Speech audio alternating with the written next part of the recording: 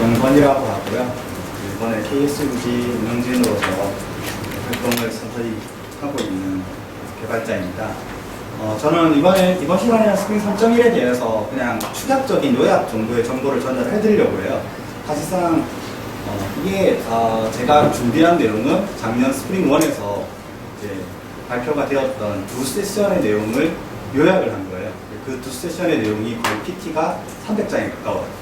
그걸 요약을 하다 보니 사실상 거의 정말 제목만 읽고 넘어가야 하는 수준이 될 수도 있을 것 같아서 가능한 한 그냥 인상 깊었던 부분만 짚고 나머지는 그냥 넘기겠습니다. 단순히 읽어봐야 별 의미가 없을 것 같아서 그렇게 진행을 할 예정이고요. 지금 스프링 3.1을 내부에서 사용하시는 분이 계신가요? 회사에서? 두 분 계시군요.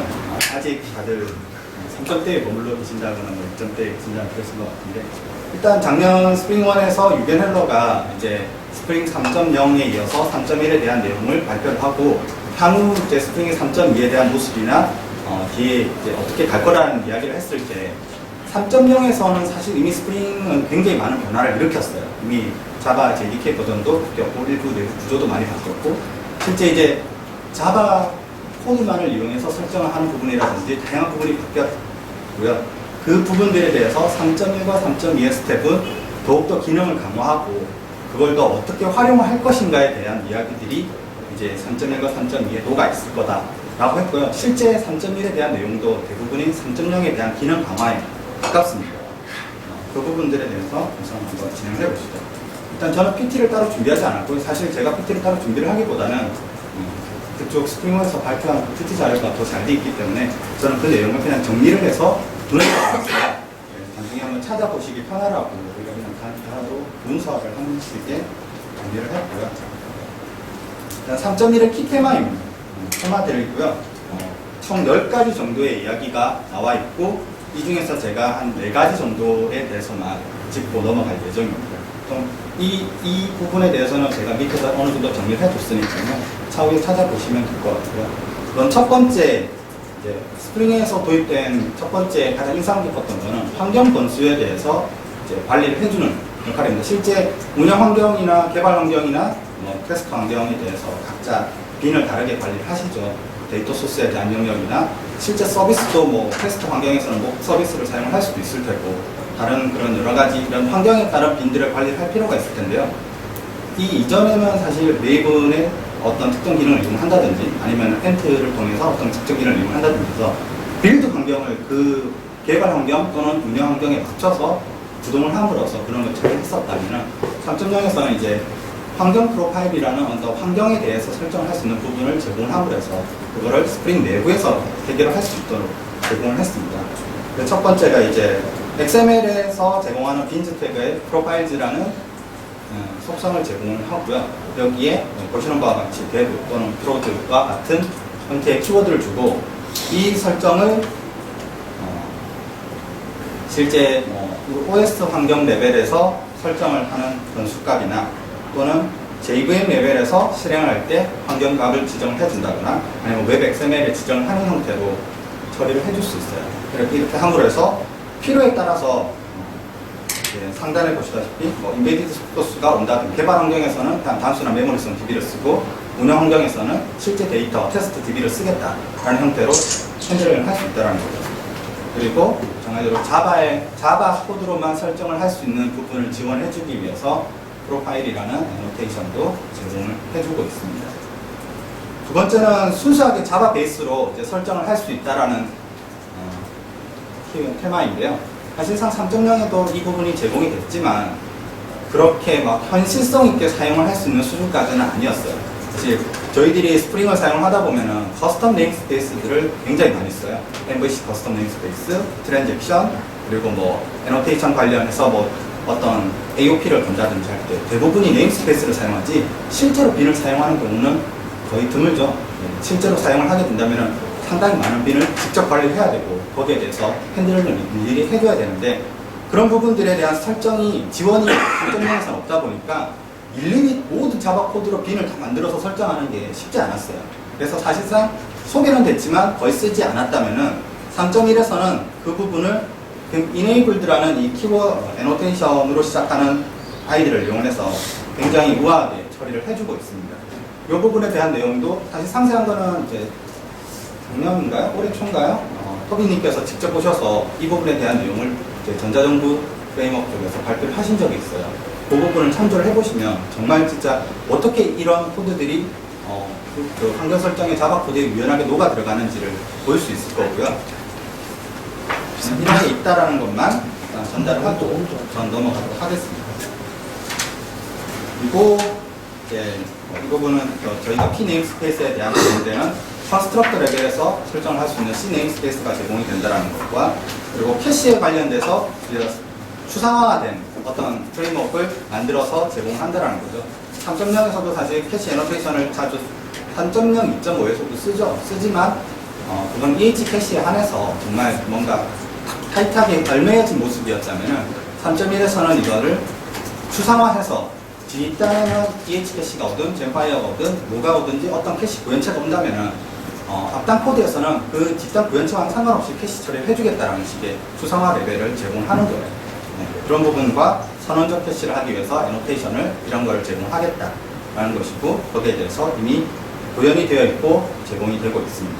실제 구현체로는 EH 캐시에 대한 구현체, 젠파이에 대한 구현체, 그리고 뭐 정말 간단하게로는 그냥 컴포넌트 해시 맵을 이용해서 사용하는 해시 구현체도 제공하고 있어요. 그걸 이용을 해서 해시를 핸들링 할 수 있다는 거고요. 서블릿 3.0에 대한 지원을 해주고 MVC 프로세싱에 대해서 내부적으로 몇 가지가 기능이 많이 강화되고 변경이 되었습니다.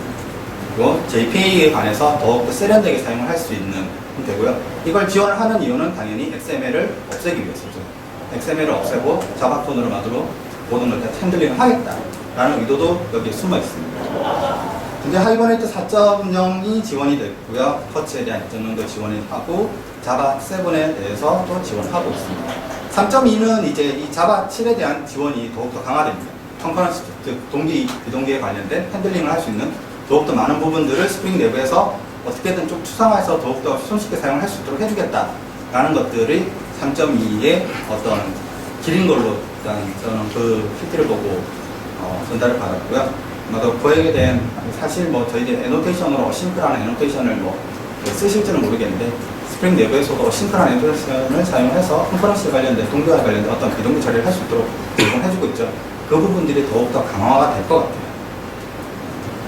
또 이제 3.1에 대한 부분으로 3.1의 MVC에 대한 부분으로 넘어가겠는데요. 지금 제가 말이 굉장히 빠르죠. 시간이 그렇게 많지 않아서 사실 중요한 거는 제가 뒤에 준비한 어느 정도 예제 코드들이기 때문에 이 부분들은 나중에 그냥 보시면서 한번 리마인드를 해보시면 될 것 같아요. 밑에 제가 PT를 따로 링크를 걸어놨기 때문에 물론 스프링1에서 사용된 PT를 링크를 걸어놨기 때문에 그 부분에 대해서도 찾아보시면 굉장히 도움이 되실 겁니다. 3.1의 MVC도 마찬가지로 자바 컨피그에 대한 부분이 많이 강화가 됐고요. 그 다음에 저희가 컨텐트 타입이나 액세스 타입을 이용을 해서 어떤 애플리케이션 JSON 타입 또는 뭐 XML 타입에 대해서 핸들링을 해주던 부분이 컨슈머와 프로세스라는 이런 키워드를 제공해서 핸들러 매핑을 좀 더 명확하게 명시적으로 할 수 있도록 제공을 해주겠다는 부분, 그 다음에 URL 템플릿을 활용을 해서 뭔가 더 하겠다는 부분, 리다이렉션에 대한 부분과 드디어 스프링 웹플로우에서 굉장히 기대했던 그 컨버세션 세션에 대한 그런 지원인 플래시 어트리뷰트가 지원이 된다는 거죠. 실제 뭐 나중에 코드를 보시면 굉장히 이 부분이 우아하다는 것을 알 수 있을 것 같고요.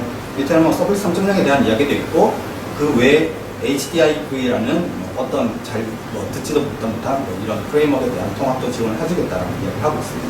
그리고 가장 큰 게 MVC의 하부 스트럭처가 바뀌었다는 거죠. 그래서 사실상 스프링은 호환성을 굉장히 중요시하기 때문에 바뀐 줄 몰라도 잘 돌아가요.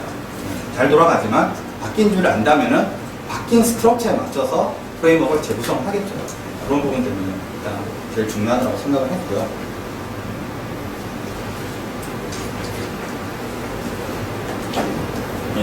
서블릿 3.0에 대해서 지원을 하는 부분이 서블릿 3.0에서는 웹 XML을 쓰지 않겠다라고 했었죠. 서블릿 3.0도 XML 없애기 위한 작업을 했었고 일련의 작업에 의해서 스프링에서 지원을 해주는 부분이 웹 애플리케이션 이니셜라이저라는 인터페이스입니다. 이 인터페이스를 통해서 보시는 바와 같이 저희들이 웹 XML에 직접 이제 디스패처 서블릿을 등록을 하거나 어떤 특정 XML을 통해서 엘리먼트를 통해서 설정을 했다면 그거를 이제 순수하게 자바 코드만으로 애플리케이션 컨텍스트 루트죠 만들고 거기에 루트가 아니군요. 단순하고 애플리케이션 컨텍스트거든요. 이걸 바탕으로 디스패스 서블릿을 만들어내고 이걸 컨테이너에 등록하는 부분은 이쪽에 있죠. 네. 컨테이너에 서블릿을 추가하겠다라는 형태의 자바 코드로 제공을 해주고 이 부분을 통해서 웹 XML이 없이 웹 애플리케이션이 구동이 됩니다. 이 부분은 예제를 제가 좀 이따 보여드릴 거고요. 그리고 웹 애플리케이션 컨텍스트를 순수한 자바 코드로 어떻게 만들 거냐에 대한 부분은 예전에 저희가 사용을 하던 MVC Annotation Driven이라는 이 키워드를 단순히 Enabled Web MVC라는 애노테이션을 붙이면 해결이 됩니다. 그리고 더 확장을 해서 나만의 어떤 구조를 만들어야 되겠다라고 했을 때는 당연히 스프링 밖에 아답터를 통해서 이런 부분을 확장을 통해서 제공을 해주고 있죠. 애노테이션 붙이고 확장을 받은 뒤에 거기에 대해서 포매터를 추가하거나 인터셉트를 추가하거나 하는 부분들을 처리를 해줄 수 있습니다. 마찬가지로 인터셉트에 대한 부분도 결국은 MVC 인터셉터즈라는 이 네임스페이스와 같은 역할을 해주고 있죠. 이런 코드를 통해서 XML을 없애겠다라고 했고요. 성공적으로 저는 없앴다라고 지금은 생각을 하고 있습니다. 제가 지금 실제로 진행을 하고 있는 프로젝트의 코드를 그대로 자바 베이스의 설정으로 변경을 했을 때도 전혀 무리가 없었거든요. 이 부분도 이제 마찬가지죠. 예전에 헤더에 명시적으로 컨텐트 타입을 통해서 애플리케이션 JS 탑을 받겠다라고 했던 부분을 사실 헤더를 통해서 컨텐트 타입 또는 액세스를 통해서 키워드 헤더를 통해서 설정을 했다면은 컨슈머즈라는 키워드를 통해서 그냥 바로 핸들링을 해주겠다는 거죠. 사실 이것만 있는 건 아니고요. 여기에 더 많은 기능들이 사실 많이 녹아 있어요. 그런 부분들을 다 다루기에는 지금은 시간이 안 되니까 이런 키워드가 제공이 되고 이런 컨텐트 타입을 굉장히 세밀하게 핸들링을 할 수 있다는 부분들을 그걸 해주시면 좋을 것 같고요. 헤더 마찬가지로 엑셀 타입에 대해서 프로듀세스라는 이 키워드를 제공해주고 핸들링을 해주겠다는 부분. 그 다음에 이제 3.0에서부터 이미 URL 템플릿에 관한 부분이 제공이 되죠. 이 부분을 REST API를 통해서 어떤 URL을 통해서 값을 받고 URL을 통해서 그 값을 받은 것을 그대로 커맨드 객체에다가 바인딩을 해주겠다는 거예요. URL을 통해서 개발자 또는 사용자들은 명시적으로 URL을 보고 이게 뭘 하는구나 라고 알 수 있는 어느 정도의 정보도 제공을 해줄 뿐더러 그걸 통해서 개발자는 조금 더 이렇게 그걸 통해서도 별 불편함이 없이 커맨드 객체의 파라미터를 바인딩을 받을 수 있다는 거고요. 마찬가지로 이제 패스 베리어블이라는 키워드를 제공을 3.0에서부터 했지만 실제 패스 베리어블에 대한 제공을 했지만 이 부분이 모델까지는 이어지지 않았어요. 3.1에서는 패스 베리어블이라는 애노테이션을 붙이고 슬러그라는 URL 템플릿 변수를 받고 거기에 대한 매칭이 되는 인자가 있다면 그대로 모델로 내려갑니다. 비유해서 그냥 그대로 슬러그라는 이름으로 출력을 해보면 별 무리 없이 쓸 수 있다는 거죠. 한 줄이라도 코드가 줄어들었다는 그 정도 역할인 것 같아요. 리다이렉션에 대한 부분도 URL 템플릿이 그대로 제공이 됩니다. 상단에 연도와 월과 슬러그에 대한 걸 받았다면 리다이렉션 할 때 똑같이 넘겨주면은 전혀 뭔가를 추가하지 않아도 똑같은 값으로 핸들링을 해주겠다는 거예요. 이런 부분들이 강화됐고요. 모델 어트리뷰트 또한 마찬가지로 URL 템플릿으로 값을 받아서 핸들링을 해주겠다라는 부분들이 추가가 됐습니다. 이 부분이 굉장히 제가 생각하기에는 스프링 3.1에서 좋다라는 생각이 들었는데요. 일단 리다렉션 어트리뷰트 부분입니다. 리다렉션 어트리뷰트라는 새로운 어떤 인터페이스가 추가가 되었고요. 이 리다렉션 어트리뷰트를 통해서 값을 유연하게 그냥 넘길 수 있어요. 마찬가지로 위에서 보셨다시피 템플릿을 통해서도 받은 값을 넘기듯이 하단에서 리다렉션 어트리뷰트즈의 어떤 특정한 값을 받고요. 이 값을 리다렉션 시킬 때 이런 식으로 URL 템플릿 값으로 매칭을 시킬 수 있다는 거죠. 예전에 저희가 과거에 쓰던 방법은 조립을 했겠죠. 스트링을. 조립을 해서 보냈을 거예요. 이런 부분들이 추가됐고 사실 이 부분은 굉장히 단순한 부분이고요.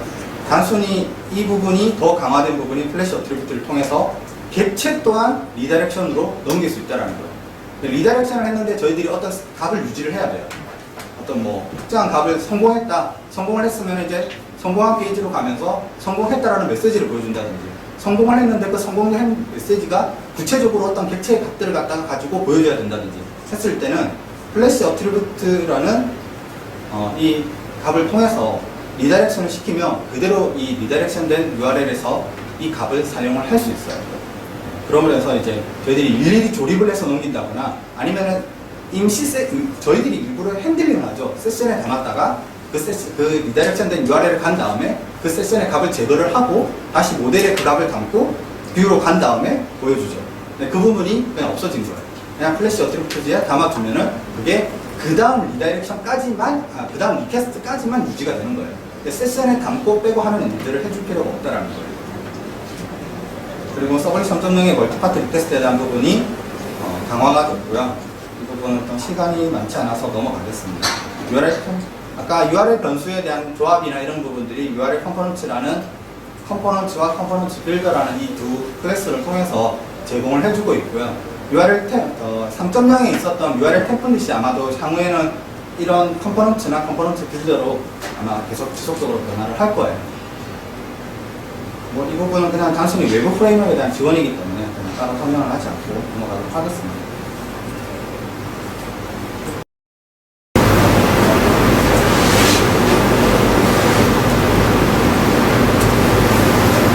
저희들이 항상 자주 보는 화면이죠. 아까 계속 이 이야기가 흘러나왔는데요. 이 이야기를 하는 이유는 3.0에서 3.1에서 바뀌었다라는 게 어떻게 바뀌었냐면은 저 디폴트 애노테이션 핸들러 매핑에 대한 역할과 그리고 핸들러 아답터를 구현하고 있다는 애노테이션 메소드 핸들러 아답터가 바뀌었어요. 3.1에서 이제 더 이상 저 녀석을 쓰지 않습니다. 다른 걸 써요. 어떤 걸 쓰냐면은 디폴트 애노테이션 매핑 핸들러 아답터 매핑을 하던 역할은 리퀘스트 매핑 핸들러 매핑이라는 클래스가 수행을 하고요. 그리고 애노테이션 메소드 핸들러 아답터의 역할을 하던 녀석은 리퀘스트 매핑 핸들러 아답터라는 녀석이 수행을 하고 있어요. 이렇게 바뀐 이유는 디폴트 애노테이션 매핑과 사실 매핑을 직접적으로 확장할 일은 없지만 애노테이션 메소드 핸들러 아답터는 프레임워크에 대한 어떤 수준에서 어떤 그 기능들을 갖다가 유연하게 구현할 때 확장을 많이 해야 돼요. 사실상 확장을 많이 하는 부분인데도 불구하고 많이 닫혀있죠. 스프링답지 않게 닫혀있는 클래스 중에 저는 굉장히 유명하다고 생각되는 게 애노테이션 메소드 핸들러 아답터라고 생각을 하는데요. 이 부분이 사실 2.5까지만 해도 거의 완전 닫혀있었고요. 3.0에서는 조금 풀렸지만 그래도 불편한 점이 있었어요. 이 부분이 3.1에 와서는 대부분의 포인트가 다 풀려있어요. 예. 인자로 넘어가는 것들, 그리고 리턴 받은 값에 대한 핸들링, 그리고 내부에서 그 값을 어떻게 핸들링을 해서 쪼갠 다음에 뷰에 내보낼 수도 있고 합친 다음에 뷰에 내보낼 수도 있는 이런 일들을 다 핸들링을 할 수 있도록 확장 포인트를 제공을 해주고 있어요. 그만큼 유연하고 그만큼 매핑에 대해서도 더욱 유연하게 매핑을 할 수 있는 조건들을 제공을 해준다는 거죠. 그리고 이 두 클래스에 대해서 이 두 클래스가 이렇게 굉장히 확장적이고 어떤 유연한 행동을 하기 위해서 추가된 인터페이스라고 표현을 그렇고요. 컴포넌츠라고 불러도 좋을 것 같아요. 핸들러 메소드라는 것과 그리고 이 핸들러 메소드 아규먼트 리졸버와 핸들러 메소드 리턴 밸류 핸들러라는 게 추가가 됐어요. 이름만 딱 봐도 아시겠죠? 아규먼트, 즉 인자를 설정하는, 선택하는 이런 역할, 그리고 그 핸들러 메소드가 돌려주는 값을 어떻게 핸들링을 하겠다.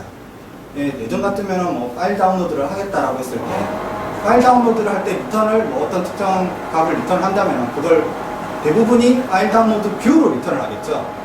그런 식으로 핸들을 했을 거예요. 근데 지금은 그냥 파일을 리턴을 해버리고 그 리턴 받은 파일을 바로 서블릿으로 내려보내고 리스폰스로 내려보내는 거예요. 별도의 뷰를 만들지 않고 그냥 핸들링을 바로 해주겠다는 그런 부분들이 있습니다. 그리고 익셉션 핸들러에 대한 부분도 좀 더 바뀌었고요. 이런 부분들을 그냥 간단하게 예제로 본다면은 순수한 자바 코드로 만들었을 때 모습이 이렇게 변한다라는 거예요. 순수하게 제가 총 3개의 자바 설정 파일을 만들었고요. 하나의 고XML을 위한 웹 XML을 없애기 위한 클래스를 만들었어요. 첫 번째로 비즈니스 컨텍스트에 대한 부분을 만들기 위해서 이 두 클래스를 사용을 했고요. 컨피규레이션이라는 애노테이션을 붙이고 여기 이제 컴포넌트 스캔은 애노테이션 컴포넌트 스캔을 통해서 어떤 특정 패키지를 지정을 할 수 있고요. 그 다음에 프로퍼티 소스라는 걸 통해서 아까 환경 변수에 대한 이야기를 제가 잠깐 했었죠. 그 부분이 이 부분을 통해서 환경 변수에 대한 부분들을 다 관리를 해준다라는 식으로 이해를 하시면 되고요. XML로 그러니까 정말 진짜 이 자바만으로 할 수 없는 부분이 사실 나오기도 해요. 어떤 부분이냐면은 스프링에서 하고 있는 확장 프로젝트들, 스프링 시큐리티 또는 뭐 스프링 JPA, 스프링 데이터 JPA 이런 것들에 대해서는 아직까지는 지원이 조금 미약해요. 사실 그런 미약한 부분들을 직접 enabled라는 그 애노테이션을 확장을 통해서 만들어도 좋고요. 그게 시간상 힘들다라고 했을 때는 이런 식으로 이제 외부 리소스를 사실 받아서 주입을 하는 것도 가능해요. 어느 정도 유연성을 보여주기 때문에 적용이 가능하다고 생각을 했던 거고요. 그리고 뭐 트랜잭션 처리에 대한 부분도 enabled 트랜잭션 매니지먼트라는 이 애노테이션을 붙이면 tx 키워드로 시작하는 네임스페이스를 사용했을 때 해주는 그런 트랜잭션 처리를 이 애노테이션이 다 해줘요. 그런 부분들. 웹 애플리케이션 컨텍스트를 설정하는 부분이죠. configuration, enabled web MVC, 컴포넌트 스캔은 웹 패키지를 스캔을 한다고 했었고요. 조금 더 확장적으로 해주기 위한 어떤 클래스를 확장을 받고 이 부분들을 이런 식으로 핸들을 해준 거예요. 이 클래스조차도 스프링의 빈이기 때문에 설정인데도 불구하고 스스로 오토와이어드 받고 그 오토와이어드 받은 객체를 쓸 수 있어요.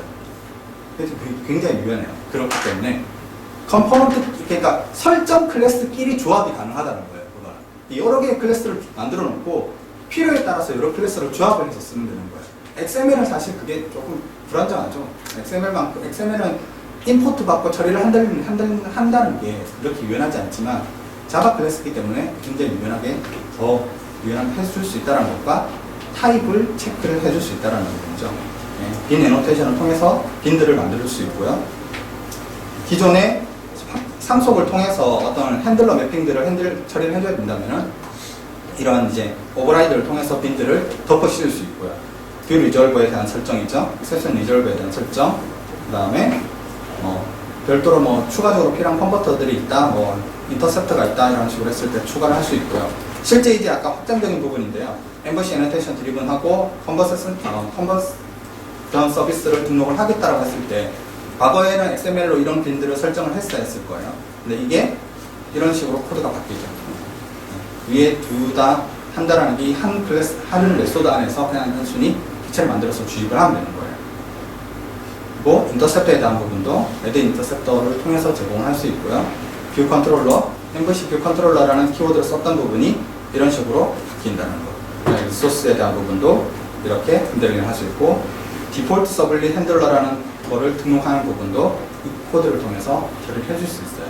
예, 대부분의 이제 저희들이 상상했던 대부분의 XML에 있던 코드들이 다 자바로 넘어올 수 있고 그걸로 충분히 웹 애플리케이션을 구동을 할 수 있다는 거죠.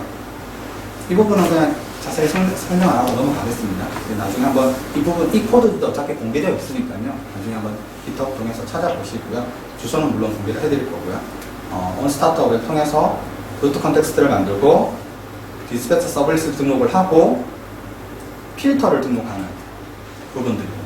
이런 식으로 다 핸들을 할 수 있다는 것과 이거를 가지고 애플리케이션을 구동을 했을 때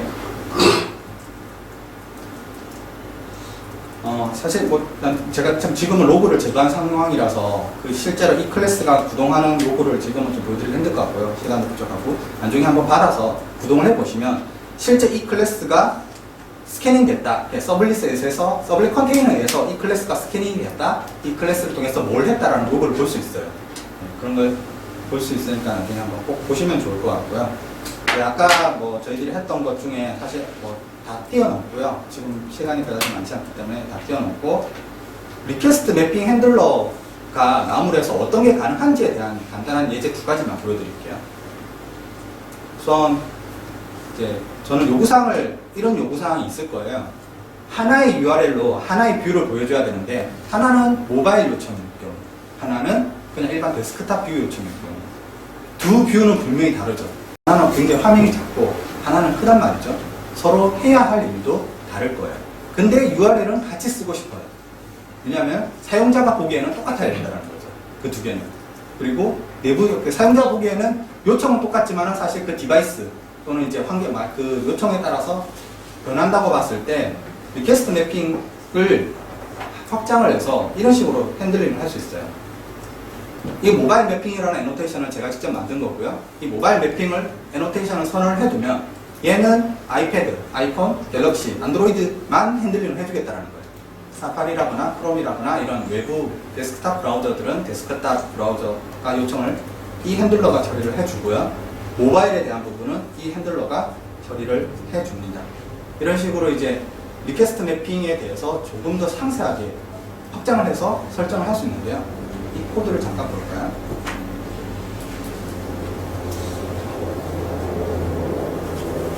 단순히 제가 만들었습니다. 모바일 매핑이라는 애노테이션을 만들고요. 이 모바일 매핑이라는 리퀘스트를 제어할 수 있는 조건을 만들어요. 리퀘스트 컨디션이라는 인터페이스를 구현을 해서 이 모바일 매핑 애노테이션과 어떤 디바이스 네임들을 가지고 이걸 가지고 어떤 작업 유저 에이전트를 가지고 뭔가 값을 비교를 하죠. 얘는 모바일이다, 얘는 아니다 라고 비교를 한 다음에 이 조건이 그 핸들러를 찾는 매핑 조건의 전략으로 들어가는 거예요. 그래서 아까 봤던 그 두 핸들러는 같은 URL이지만 다른 전략으로서 수행이 되는 거예요. 실제 리퀘스트 매핑을 상속을 받았고요. 모바일 네임스페이스라는 어떤 값을 외부에서 받은 다음에 이거를 이런 식으로 꺼내죠. 예. 핸들러 메소드가 넘어오면 그 핸들러 메소드에 모바일 매핑이 붙어 있는지 보고 그 모바일 붙어 있는 거를 꺼내서 그거를 이 컨디션이라는 객체에다가 담아서 주는 거예요. 그러면 그 안에서 이 컨디션 객체를 가지고 얘는 이 매핑이 된다, 안 된다를 판단을 해주겠다는 거죠. 이런 식으로 리퀘스트를 확장을 해서 매핑을 확장을 해서 정말 디테일한 그런 리퀘스트 매핑을 설정을 할 수 있고요. 마찬가지로 핸들러 아다프터 부분도 더 디테일하게 확장을 해서 핸들링을 할 수 있다는 거죠. 지금 리퀘스트 부분이죠. 이 부분은 일반 데스크탑 뷰 요청이라고 보고요. 제가 사파리에서 사용자 에이전트를 아이폰으로 설정을 하고 가보겠습니다. 예, 지금 사실 화면이 똑같지만 사실 유명하게 모바일 뷰라는 게 붙었죠. 똑같은 화면이 붙었어요. 사실 다른 핸들러가 수행이 된 거고요. 다른 핸들러를 통해서 결과가 나온 거예요. 예, 제가 이 부분을 뷰를 따로 만들까 하다가 예제를 만드는데 그까지 신경 쓰기에는 좀 그렇다고 생각을 해서 단지 그냥 키워드 하나 붙였습니다. 붙였고요. 실제로 의심을 하실 분은 계실지도 모릅니다.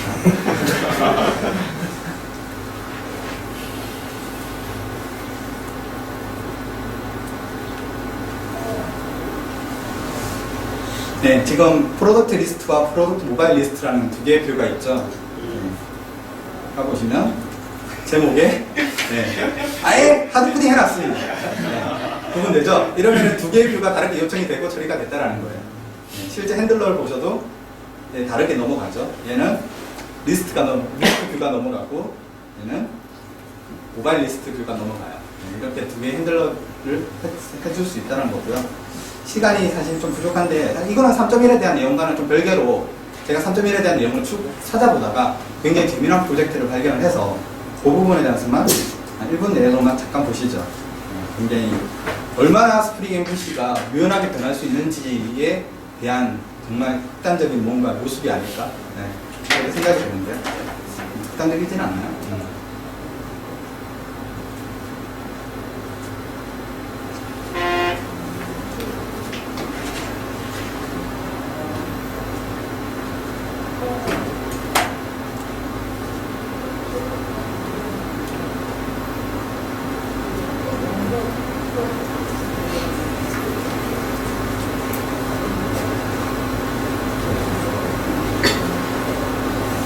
항상 이런 부분이 치는 부분이죠.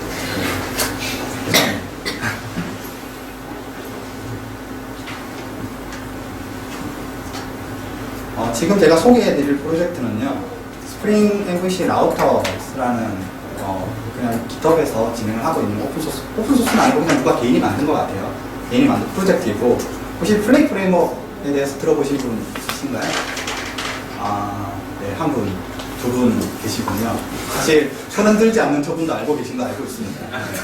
플레이 프레임워크나 루비 온 레일즈에 보시면은 라우터라는 개념이 제공이 되죠.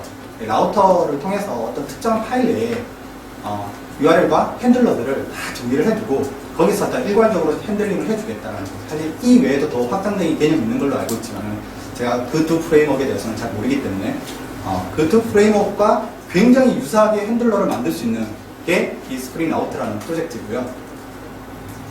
코드를 이거 일단 잠깐 돌려볼까요?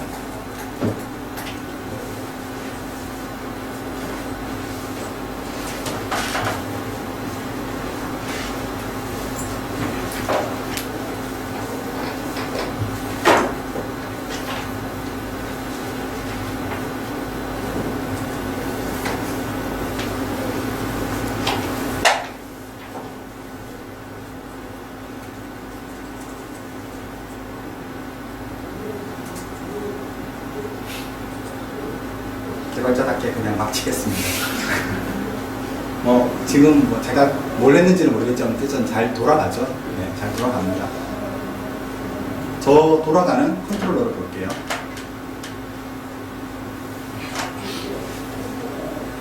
지금 뭔가 어색하지 않으신가요? 얘는 컨트롤러예요. 근데 뭐가 없죠? 네, 리퀘스트 매핑 없죠? 없습니다. 리퀘스트 매핑 없는데 잘 돌아가요. 어디에 있냐면은 라우트스라는 커피가 안에 값이 들어있습니다. 객방식 호출, 부비일 때 우리 컨트롤러에 리스트를 하겠다. 뭘 하겠다? 지금 보시면 뭔가 조건도 들어가 있죠? 숫자만 받겠다. 이 위치에는 숫자만 오도록 하겠다. 라는 것과 이 외에도 더 디테일하게 핸들링을 할 수 있어요. 사실 플렉 프레임워크라는 건 제가 못 봤지만은 루비 온 레일즈도 제가 못 봤지만은 제가 잠깐 본 보로는 이 라우팅이라는 개념이 더 확장적으로 디테일하게 어떤 인자까지도 핸들링을 해서 매핑을 할 수 있는 것으로 제가 알고 있거든요. 제가 그렇게 봤어요. 네, 그런 부분들을 그냥 라우트 컨피그라는 이런 걸 이용을 하고 이런 걸 이용해서 단지 그냥 그 특정 컨트롤러 빈의 메소드를 지정을 하면은 리퀘스트 매핑이 없어도 돌아가요. 이런 부분들이 당연히 스프링에 있는 그 디스패치 서블릿에서 지금 이야기됐던 핸들러 매핑이라는 인터페이스를 통해서 제공을 하겠죠. 그리고 이 핸들러를 수행을 하는 녀석은 굉장히 유연하게 어떤 핸들러가 오든지 유연하게 대응을 할 수 있는 리퀘스트 핸들러 핸들러 메소드 리퀘스트 매핑 핸들러 아답터라는 클래스가 이 부분을 핸들링을 해주고 실제 핸들러를 수행을 해주고요. 매핑은 이 텍스트